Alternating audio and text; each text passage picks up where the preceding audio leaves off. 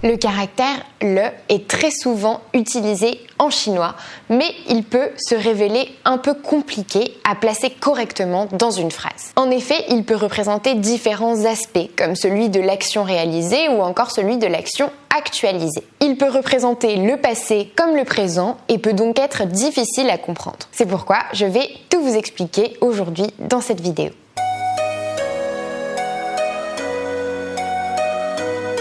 Lorsqu'il est utilisé en tant que suffixe verbal, le porte sur le verbe et indique qu'une action est réalisée et donc bien terminée. Il pourrait être assimilé à notre passé composé en français dans certains cas, indiquant que l'action est bien terminée. Dans ce cas-là, il est la plupart du temps une marque du passé. Au lieu de conjuguer le verbe comme en français, on utilisera donc cette particule. Il est placé juste après le verbe dans la phrase. Donc on a sujet, verbe, suffixe verbal le plus complément. Par exemple, dans ces phrases, le suffixe verbal le marque bien que l'action est terminée et passée.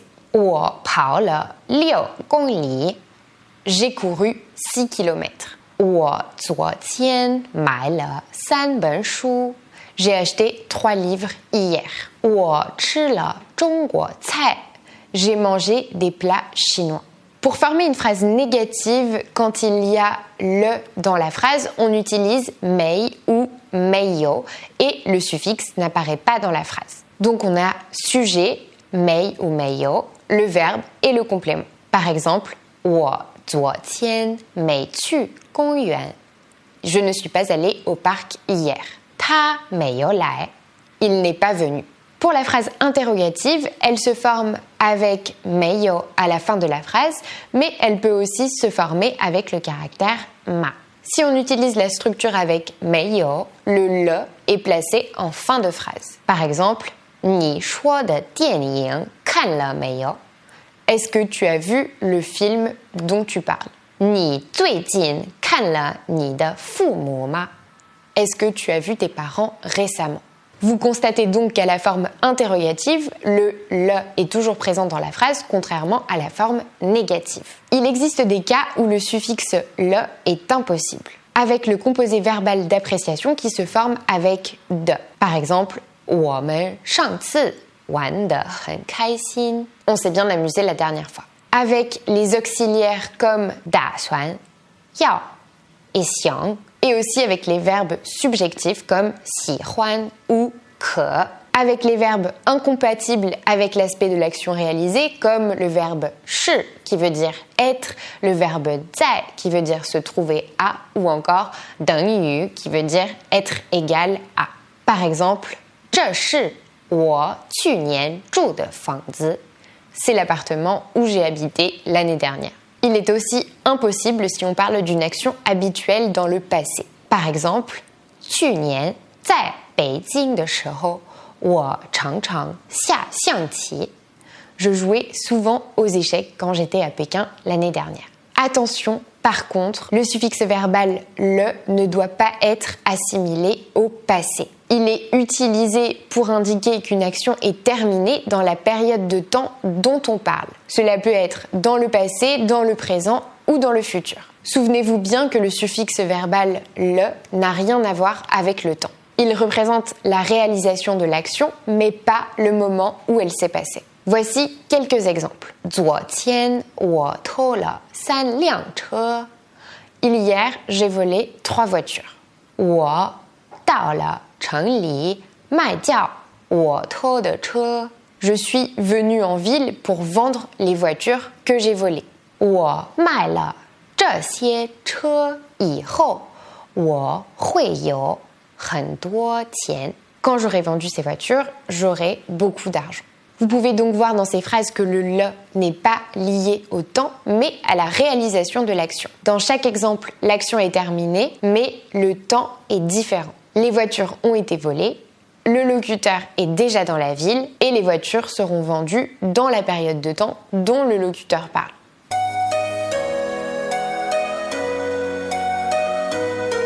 En chinois, la particule d'actualisation finale le exprime un changement de situation ou d'état. Elle actualise l'ensemble de la phrase. Elle peut être employée dans toutes les phrases et avec un nom, un verbe qualificatif, un verbe d'action etc. La particule d'actualisation le est employée pour mettre l'accent sur le fait que la situation est différente comparée à avant. L'état de quelque chose a changé. En français, cela peut être exprimé avec le mot maintenant si on souhaite vraiment mettre l'accent dessus. Voyons quelques exemples. 他是老师了. Il est professeur maintenant. 我不喝酒了. Je ne bois plus d'alcool. 他们不住在这里了. Ils ne vivent plus ici. 草绿了. L'herbe a verdi. 下大雨了. Il pleut fort. Notez que le français marque un changement d'état négatif avec le mot plus, alors qu'en chinois, tous les changements d'état peuvent être marqués avec la particule d'actualisation finale, le. On peut constater dans les phrases que je viens de citer que ce n'est pas l'action réalisée qui est mise en avant, mais bien l'actualisation, et donc un changement d'état. Par exemple, dans la dernière phrase, il ne pleuvait pas et il s'est mis à pleuvoir d'un coup. Il y a donc eu une actualisation dans la phrase, et c'est pour ça qu'on utilise la particule d'actualisation finale, le. Voici des cas dans lesquels elle est souvent utilisée. Dans des phrases exclamatives comme, par exemple, 这里比小商店贵多了. C'est beaucoup plus cher ici que dans les petits magasins. 要是他来就好了. Ce serait bien s'il venait. Lorsqu'on exprime l'imminence ou la nécessité, par exemple, 王文要结婚了. Wang Wen va se marier. 该走了. C'est le moment de partir.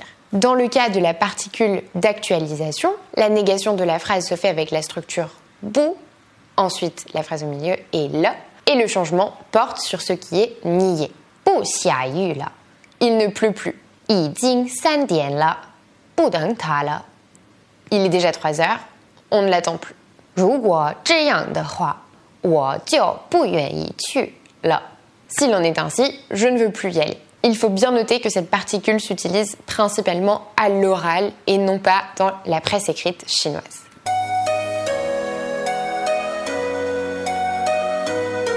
Il est possible d'avoir une phrase dans laquelle on retrouve le suffixe verbal de l'aspect de l'action réalisée et la particule d'actualisation, ce qui fait qu'il y a 2 le dans la phrase. Cependant, il n'exprime bien sûr pas la même chose, comme on vient de le voir. Le premier exprime l'action qui est déjà réalisée et terminée, et le second actualise la phrase. Pour mieux comprendre ces notions, on va comparer ces phrases. 我忘了告诉他. J'ai oublié de le prévenir.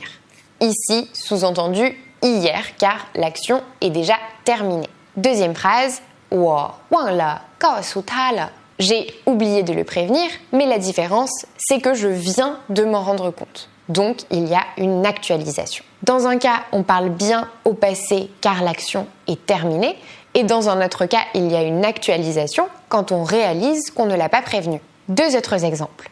他在上海住了半年. Il a vécu 6 mois à Shanghai.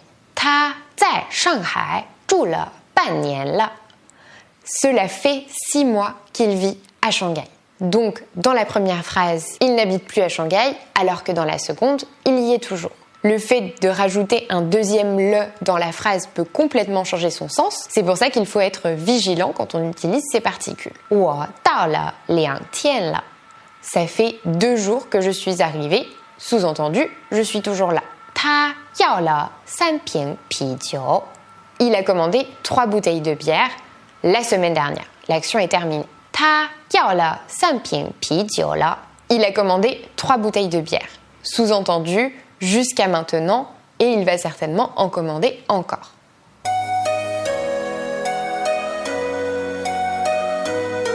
On retrouve aussi le dans des structures figées. Le mieux, c'est de retenir ces structures sans se poser trop de questions. Il y a beaucoup d'exemples, mais les plus fréquents sont 太 plus adjectif plus le, adjectif plus 己了, adjectif plus 死了, et 可 plus adjectif plus le.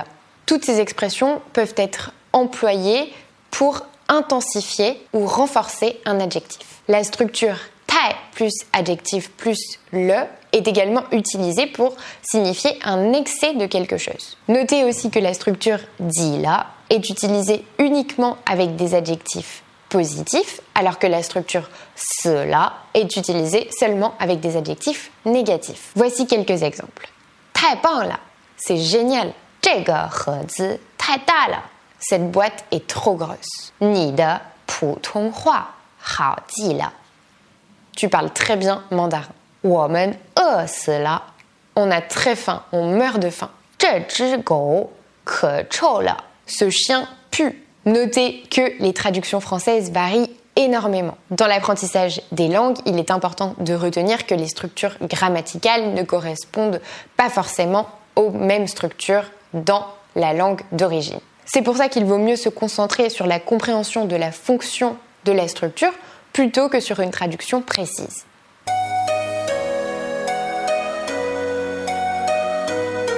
Voyons une dernière possibilité pour le caractère le quand il ne se prononce pas le. Il se prononce alors liao et c'est complètement différent de ce qu'on a pu voir avant. Si vous cherchez liao dans un dictionnaire, vous verrez qu'il signifie finir ou terminer. Ce n'est pas une particule comme le, mais un complément verbal. Cela veut dire qu'il s'attache au verbe pour donner plus d'informations sur l'action. Liao s'emploie pour indiquer le potentiel succès d'une action, c'est-à-dire si l'action peut être réalisée ou non. Pour faire ça, il est combiné soit avec de, qui veut dire pouvoir, soit avec bu, ne pas pouvoir. De liao, après un verbe, signifie que l'action peut être réalisée, et bu liao, après un verbe, signifie qu'elle ne peut pas être réalisée. Par exemple, 我做得了, je peux le faire. 我受不了, je ne peux pas le supporter. 我觉得他们来得了, je pense qu'ils vont arriver à temps. 这么多饭, 你吃得了吗? Il y a tellement de plats, est-ce que tu peux tout manger?